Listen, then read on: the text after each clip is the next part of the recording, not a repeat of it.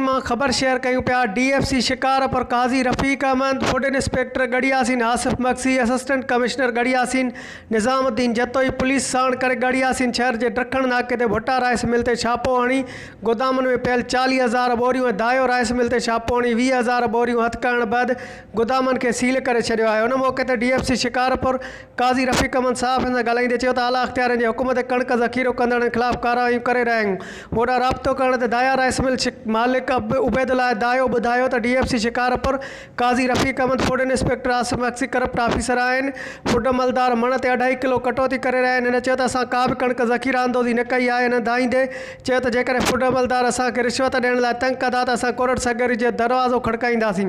हुननि वज़ीर आला सिंध, वज़ीर खुराक ऐं ॿियनि मलदारनि खे घुर कई त असांखे डीएफसी फूड इंस्पेक्टर जे ज़ुल्म ऐं ॾाढ खां बचाए वञे, असांखे इंसाफ़ ॾियारियो वञे। रिपोर्ट ज़ोएब अंसारी गड़ियासीन।